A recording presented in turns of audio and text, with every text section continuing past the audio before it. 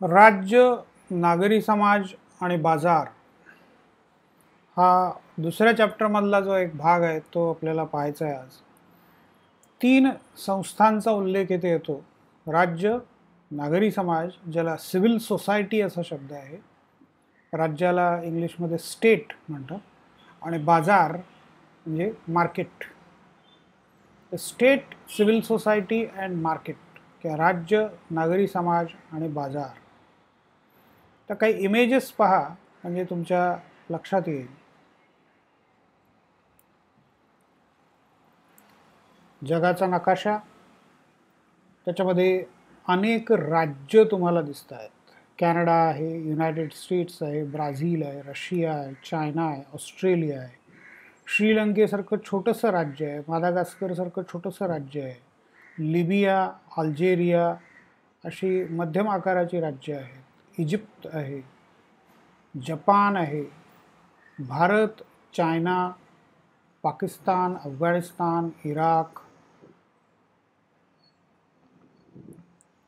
193 सदस्य देश आहेत युनायटेड नेशन्सचे, संयुक्त राष्ट्रांचे. साधारणपणे 200च्या आसपास सार्वभौम देश जगभरामध्ये आहे. अंटार्क्टिका सोडला तर बहुतेक सगळा भूभाग कोणत्या ना कोणत्या राज्यांनी व्यापलेला आहे. राज्यसंस्था त्याच्यामध्ये निश्चित भूप्रदेश हा पहिला आवश्यक घटक मानला जातो.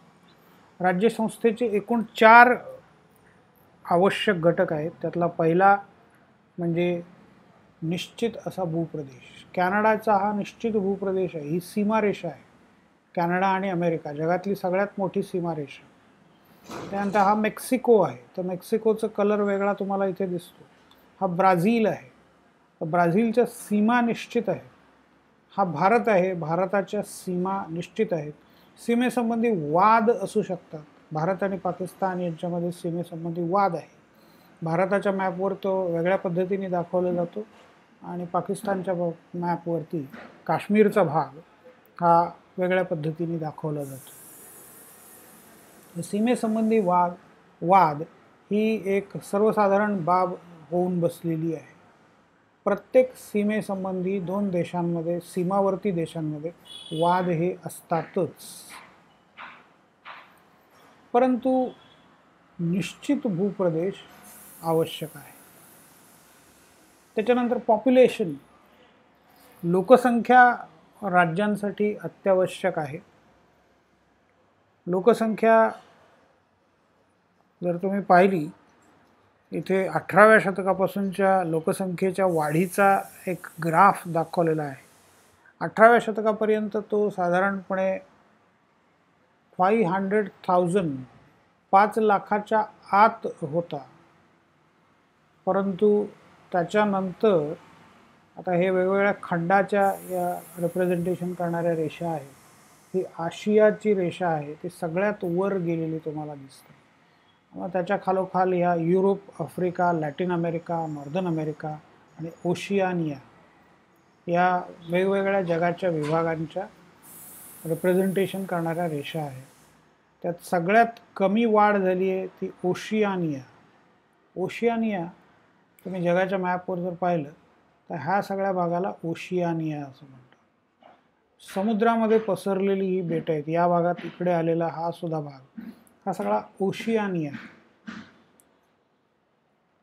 तर इथे साहजिक लोकसंख्या कमी आहे, लोकसंख्येची वाढ कमीच राहिलेली आहे 2000 सालापर्यंत सुद्धा. त्यातल्या त्यात हा जो मॅप दिसतो आहे तो आफ्रिकेचा मॅप आहे, तो वाढता मॅप तुम्हाला दिसतोय. आशियाच्या खालोखाल लोकसंख्येची वाढ आफ्रिकेमध्ये झाली आहे. युरोपमध्ये ती स्थिर राहिलेली दिसते साधारणपणे, आणि अमेरिकेमध्ये सुद्धा वाढ आहे, पण युरोप इतकी नाही आहे किंवा लॅटिन अमेरिका इतकी पण नाही आहे. नॉर्दर्न अमेरिका, उत्तर अमेरिका खंड जगाच्या नकाशाचा पाहिला तर हा उत्तर अमेरिका खंड आहे, हा सगळा लॅटिन अमेरिकेचा भाग आहे, हा आफ्रिका, हा सगळा आशिया आणि हा युरोप, हा ऑस्ट्रेलिया आणि हा अंटार्क्टिका, हे 7 खंड तुम्हाला दिसतील. तर पॉप्युलेशन औद्योगिक क्रांतीमुळे 18व्या शतकापासून वाढत गेली, पण पॉप्युलेशन असणं राज्यासाठी गरजेचं आहे. अंटार्क्टिकावरती पॉप्युलेशन नाही, तिथे सगळ्या जगातून आलेल्या शास्त्रज्ञांच्या काही टेम्पररी स्वरूपाच्या वसाहती आहेत, इतकंच. तिथे कोणालाही टेरिटोरी क्लेम करता येत नाही, फक्त तिथे प्रयोगशाळा उभ्या करता येतात. तर तो अंटार्क्टिकाची ट्रीटी किंवा अंटार्क्टिकाचा करार झालेला असल्यामुळे ही बंधनं देशांनी किंवा राज्यांनी आपल्यावर घालून घेतलेली आहे. भारतामधलं महाराष्ट्र किंवा कर्नाटक, तामिळनाडू ही भारताची घटक राज्य आहेत. त्याला राज्य हा शब्द आपण एरवी वापरतो, पण त्यातला कन्फ्युजन थोडंसं दूर करा. इथे राज्यसंस्था या अर्थाने आपण राज्य हा शब्द वापरतो आहोत. तर सार्वभौम राज्यसंस्था म्हणजे एक देश, स्वतंत्र देश, स्वतंत्र आणि सार्वभौम देश. तिसरा आवश्यक घटक म्हणजे शासन व्यवस्था. शासन व्यवस्था त्याचे परत 3 भाग पडतात: लेजिस्लेचर, एक्झिक्युटिव्ह आणि ज्युडिशियरी. कायदे करणं, कायद्याची अंमलबजावणी करणं आणि कायद्याचा अर्थ लावणं, ही 3 कामं शासनामध्ये केली जातात. त्याच्यानंतर प्रश्न येतो तो सार्वभौमत्वाचा. लोकशाही व्यवस्थांमध्ये सार्वभौमत्व लोकांच्या हातात आहे असं मानलं जातं. मतदानाच्या अधिकाराच्या जोरावरती ते आपलं सार्वभौमत्व वेळोवेळी सिद्ध करतात, हे दाखवणारं हे चित्र आहे. खरी सार्वभौम सत्ता ही राज्याकडेच असते. अंतिम सार्वभौमत्व हे राज्याकडे असतं. राज्याच्या सीमांमध्ये आणि त्या सीमांमध्ये राहणाऱ्या नागरिकांवर राज्याचा अधिकार चालतो. अंतिम शब्द राज्यसंस्थेचा असतो. ही काही चित्र आता पहा.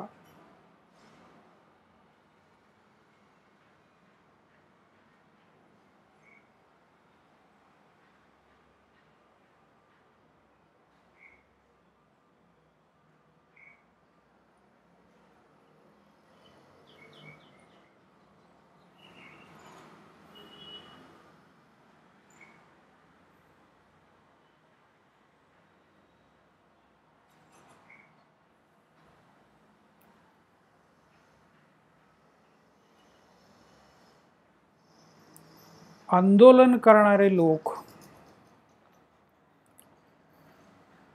किंवा आंदोलनाचे हे वेगवेगळे विषय, आंदोलनाचे नेते बाबा आमटे, डॉक्टर रवींद्र आणि स्मिता कोल्हे, डॉक्टर अभय आणि राणी बंग, मेधा पाटकर, बाबा आढाव, पुण्यामध्ये हमाल पंचायत नावाची संस्था यांनी चालवली, आणि ही युवा नावाची संस्था, youth for unity and voluntary action, मुंबईमध्ये मोठ्या प्रमाणावर कार्यरत आहे. त्यांची साईट पहा, त्याच्यावरती तुम्हाला त्याच्याविषयी अधिक माहिती मिळेल. राज्याच्या नंतर दुसरा घटक आज आपण पाहणार आहोत, तो आहे नागरी समाज, सिव्हिल सोसायटी.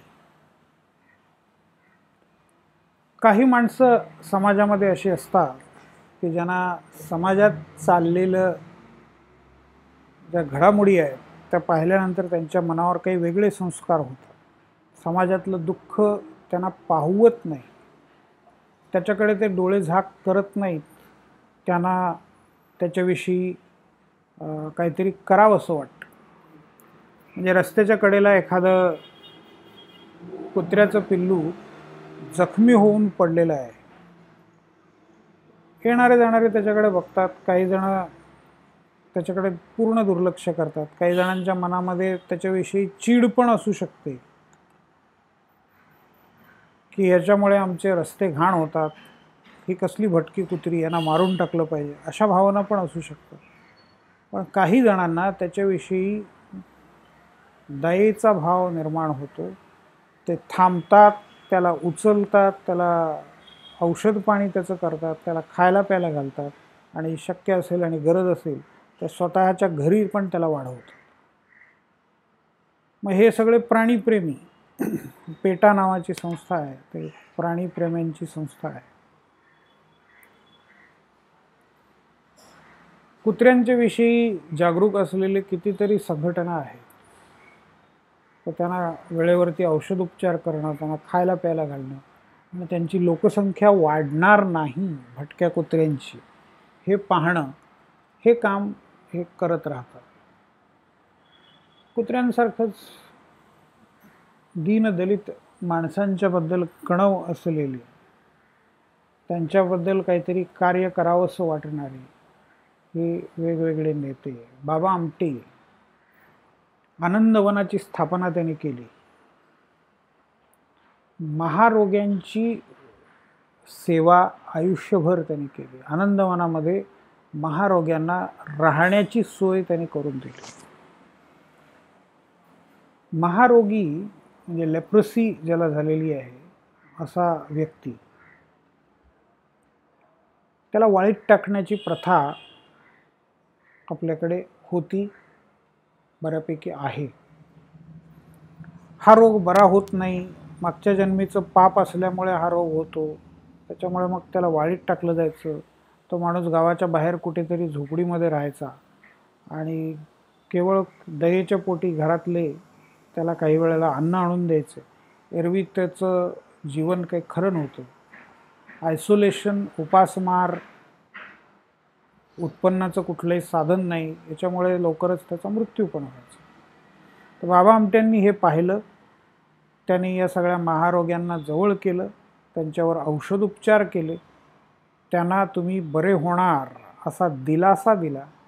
आणि त्याच्यानंतर बरं झाल्यानंतर सुद्धा महारोगामध्ये बोटं झडतात किंवा नाकाच्या ठिकाणी फक्त 2 भोकच शिल्लक राहतात, डोळे जातात, विद्रूप शरीर होतं, परंतु तो रोग बरा होतो. आणि बरा झाल्यानंतर मग त्याच्यापासून दुसऱ्या कोणाला धोका नसतो. पण तो रोग जाता जाता त्याच्या काही खुणा त्या माणसाच्या शरीरावर ठेवून जातो आणि त्याच्यामुळे तो असा भयानक दिसायला लागतो आणि लोक त्याला घाबरतात आणि किळस त्यांना त्याची येते आणि त्याला ते बाजूला करतात. बाबा आमट्यांनी अशा सगळ्यांना जवळ केलं. बरं झाल्यानंतर त्यांना आनंदवनामध्येच रोजगार उपलब्ध करून दिला, राहण्याची जेवण्याची सोय करून दिली आणि आनंदवन विकसित झालं. त्यांच्या फॅमिलीमध्ये पुढच्या 2-3 पिढ्या हे कार्य आजपर्यंत सतत चालू आहे. आता महाराष्ट्राच्या जनतेने, जगभरातल्या जनतेने त्यांना भरभरून देणग्या दिलेल्या आहेत आणि त्याच्या आधारावरती त्यांचं कार्य चालू आहे. नॉन गव्हर्मेंटल ऑर्गनायझेशन्स, बिगर सरकारी संस्था किंवा मराठीमध्ये अधिक चांगलं त्याच्यासाठीचा शब्द आहे म्हणजे स्वयंसेवी संस्था.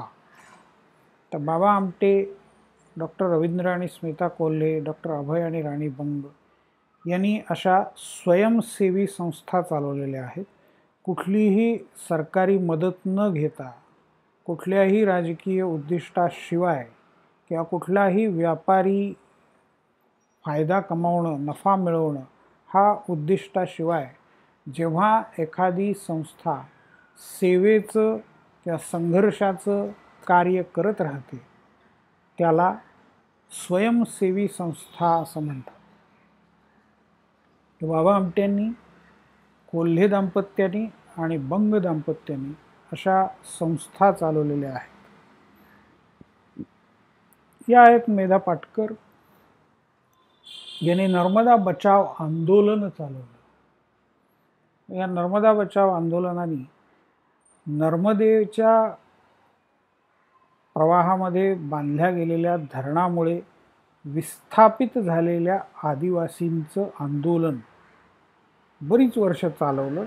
शेवटी सुप्रीम कोर्टाने सरदार सरोवर प्रकल्प म्हणजे नर्मदा नदीमध्ये किंवा नदीवर बांधल्या जाणाऱ्या धरणांचा प्रकल्प, तर सरदार सरोवर प्रकल्पाला मान्यता दिली आणि तो थांबवता येणार नाही असं स्पष्ट सांगितलं. त्यावेळेला त्यांना नर्मदा बचाव आंदोलन स्थगित करावं लागलं, कारण सुप्रीम कोर्टाच्या वरती भारतामध्ये दुसरी कोणतीही व्यवस्था नाही आहे. त्याच्यामध्ये अर्थातच पार्लमेंटने कायदा केला तर बदल होऊ शकतो, परंतु संसद आधीपासूनच त्याच्या विरोधात असल्यामुळे नर्मदा बचाव आंदोलन स्थगित करण्याशिवाय पर्याय राहिलेला नव्हता. आता सध्या त्यांचं उद्दिष्ट एवढंच आहे की निदान या विस्थापितांना पुन्हा प्रस्थापित करण्यासाठी प्रयत्न करावेत. हे नर्मदा बचाव आंदोलनाचं सध्याचं उद्दिष्ट आहे. बाबा आढावांनी पुण्यामध्ये हमाल पंचायत नावाची संस्था चालवली. मार्केटमध्ये काम करणारे जे हमाल आहेत त्यांच्या भल्यासाठी यांनी लढा दिला. त्यांना सहकारी संस्था स्थापन करायला लावल्या आणि पैशाची बचत, व्यसनांपासून मुक्ती, शिक्षणाचा प्रसार, घराकडे आणि आपल्या मुलांकडे लक्ष द्यायला लावणं, स्त्री पुरुष समानता, स्त्रियांना चांगली वागणूक देणं, या सगळ्या गोष्टी हमाल पंचायतीने केल्या आणि पुण्यातल्या हमालांना, मार्केट यार्डमधल्या हमालांना एक समृद्ध जीवन मिळवून दिलं. युवा नावाची संस्था आहे, youth for unity and voluntary action. मुंबईमध्ये मोठ्या प्रमाणावर याचं कार्य आहे, इतरत्र पण याचं कार्य आहे. सरकारी योजना तरुणांपर्यंत नेऊन पोचवणं, तरुणांना स्वतःच्या पायावर उभं राहायला मदत करणं, वेगवेगळ्या संधी कशा उपलब्ध आहेत आणि त्या कशा घ्यायच्या याच्यासंबंधी मार्गदर्शन करणारी ही संघटना आहे, NGO आहे. याच्यानंतरचं चित्र दिसतं तुम्हाला. ही जी 2-3 चित्र आहेत ती पाहिल्यानंतर काय आठवतं, कोणता शब्द तुमच्या डोक्यात येतो? मार्केट. हे फळांचं मार्केट, हे जनरल असं मार्केट आहे. मार्केट किंवा बाजार ही पण तुमच्या आयुष्यातली एक महत्त्वाची संस्था आहे. मार्केट सगळ्यांसाठी खुलं असतं, पण तिथला एक नियम आहे, मार्केटमध्ये टिकून राहता आलं पाहिजे. मार्केटमध्ये कोणी कोणाचा वाली नसतो. तुम्हाला टिकून राहायचं आहे. कसं टिकून राहायचं? तुमची वस्तू कशी खपवायची, तुमच्या वस्तूचे भाव ठरवायचे. अर्थात याच्यामध्ये परत गुंतागुंत बरीच आहे. रशियन किंवा कम्युनिस्ट व्यवस्थेमध्ये मार्केटमुळे अन्याय होतो, त्यामुळे मार्केटवर नियंत्रण मिळवलं पाहिजे ही भूमिका मांडली गेली आणि त्याप्रमाणे तिथे मार्केट्स बंद झाली किंवा मार्केटवरती सरकारचं संपूर्ण नियंत्रण आलं. कोणत्या वस्तूचं उत्पादन करायचं, ती कधी मार्केटमध्ये आणायची, त्याची किंमत किती ठरवायची, ती कधी विकायची, ती कोणाला विकायची, किती प्रमाणात विकायची, हे सगळं सरकार ठरवायला लागलं. भारतामध्ये संमिश्र अर्थव्यवस्था आपण स्वीकारलेली आहे. त्याच्यामुळे काही प्रमाणात मार्केटवरती नियंत्रण सरकारचं आहे, तर काही प्रमाणामध्ये इथलं मार्केट खुलं आहे. 1991 पासून लिबरलायझेशन, प्रायव्हेटायझेशन आणि ग्लोबलायझेशन किंवा LPGच्या पॉलिसीज आपण स्वीकारल्या, त्यामुळे इथलं मार्केट बऱ्यापैकी खुलं व्हायला सुरुवात झालेली आहे. परंतु अजूनही सगळं मार्केट खुलं नाही. युरोप आणि अमेरिकेमध्ये जितका खुलेपणा आहे मार्केटमध्ये, तितका भारतामध्ये आज नाही. 100% खुलं मार्केट कुठेच असत नाही. मार्केटचा आणि सरकारचा संबंध असतो टॅक्सच्या निमित्ताने हा संबंध मुख्यतः येतो. मार्केटच्या सर्व व्यवहारांवरती सरकार वेगवेगळ्या करांची आकारणी करतं आणि त्याच्या आधाराने मार्केटचं नियंत्रण पण करतं. मार्केटवर नियंत्रणाची गरज आहे का, तर ती निश्चितपणे आहे. कारण मार्केटमध्ये एकट्या दुकट्या नागरिकाला किंवा दुर्बल नागरिकांना फसवलं जाण्याची शक्यता मोठ्या प्रमाणावर असते. शेअर मार्केटमध्ये गुंतवणूक करणारे छोटे गुंतवणूकदार किंवा एकूणच शेअर मार्केटमध्ये गुंतवणूक करणारा कुणीही, त्याची सहजपणे फसवणूक होऊ शकते. त्यामुळे सेबीची निर्मिती करण्यात आली, securities and exchange board of India. सेबीची वेबसाईट आहे, त्याच्यावरती तुम्ही तक्रारी तुमच्या नोंदवू शकता आणि त्या तक्रारींचं समाधान सेबीमार्फत केलं जातं. वेबसाईटवर जाऊन पाहिलं तर तिथे किती तक्रारी आल्या आणि कितींचं समाधान झालं त्याची सगळी आकडेवारी दिलेली आहे. तर ते खूप प्रमाण चांगलं आहे. आलेल्या तक्रारी आणि ज्यांचं समाधान झालं त्याची संख्या जवळपास तेवढीच आहे. म्हणजे आलेल्या सर्व तक्रारींचं समाधान झालेलं दिसतं. तर ह्या 3 संकल्पना आणि त्यांचा परस्पर संबंध, कोणताही व्यक्ती बाजार किंवा बाजारामधून त्याच्या गरजा पूर्ण करू शकतो. आपण उदाहरण म्हणून इथे फळांचा आणि एक जनरल मार्केट घेतलेलं आहे, परंतु बाजार ही मोठी व्यापक संकल्पना आहे. तुम्हाला घर घ्यायचं असेल तर तुम्ही पहिल्यांदा कुठे जाल, तर मार्केटमध्ये जाल. त्या मार्केटमध्ये जाणं हे ऑप्शन तुम्हाला अवेलेबल आहे. तुम्ही वेगवेगळ्या बिल्डर्सचे प्लॅन पाहाल आणि त्याच्यातलं तुम्हाला जो परवडेल आणि आवडेल तो प्लॅन स्वीकाराल, तर तो फ्लॅट तुम्ही विकत घ्या. तुमच्या ऐपतीप्रमाणे तुम्ही करू शकता. पण काही जणांची मार्केटच्या किमतींप्रमाणे घर खरेदी करण्याची ताकद नसते. मग ते सरकारी योजनांचा लाभ घेण्याचा प्रयत्न करतात. सरकारसुद्धा काही प्रमाणामध्ये स्वस्त दरात घरांची उपलब्धता करून देतं. म्हाडासारख्या संस्थांच्या माध्यमातून हे काम केलं जातं. एम्प्लॉईजना स्वस्त दरामध्ये घरं किंवा गृहकर्ज सरकारतर्फे उपलब्ध करून दिलं जातं. म्हणजे ओपन मार्केटमध्ये ज्याला जाता येत नाही तो सरकारच्या आधाराने काम करतो. पण सरकार सर्वच ठिकाणी पुरे पडतं असं नाही. सरकारला काही आदिवासी भाग असतील, मागास भाग आहेत, दुर्गम भाग आहेत, तर तिथपर्यंत सरकारी योजना पोहोचत नाही. तर तिथे कोण पोहोचतं, तर बिगर सरकारी संघटना. तर बिगर सरकारी संघटना म्हणजे स्वयंस्फूर्तीने काम करणारे लोक आणि त्यांच्या संस्था, त्यांच्या मार्फत चाललेलं कार्य. तर ज्यांच्यासाठी बाजार नाही आणि ज्यांच्यासाठी म्हणजे बाजारामध्ये जाणं शक्य नाही, ज्यांच्यासाठी सरकारचं कार्य पण कमी पडतं, अशा ठिकाणी NGOज उभ्या राहतात, स्वयंसेवी संस्था उभ्या राहतात. आमटे कुटुंबियांवरती प्रकाश बाबा आमटे नावाचा एक चित्रपट आहे. त्याच्यामध्ये हे सगळं दाखवलं आहे की प्रकाश आमटे आणि त्यांच्या पत्नी हे दोघे डॉक्टर ते आदिवासी भागामध्ये जातात आणि तिथल्या आदिवासींना म्हणजे तिथपर्यंत सरकारी योजना पोचलेल्या नाही आहेत, तिथे खाजगी हॉस्पिटल्स गेलेली नाही आहेत, कारण तिथे पैसा नाही किंवा तिथे फार लोकसंख्या नाही, त्याच्यामुळे खाजगी हॉस्पिटल्स तिकडे फिरकणार पण नाही. सरकारी हॉस्पिटल्स तिथपर्यंत पोचलेली नाही आहेत. म्हणजे सरकारच्या काही ज्या यंत्रणा आहेत त्या तेवढ्या प्रभावीपणे काम करत नाही आहेत. अशा भागात त्यांनी कार्य करायला सुरुवात केली. तिथल्या आदिवासींना गोळ्या कशा घ्यायच्या, इंजेक्शन म्हणजे काय हे अजिबातच माहीत नव्हतं.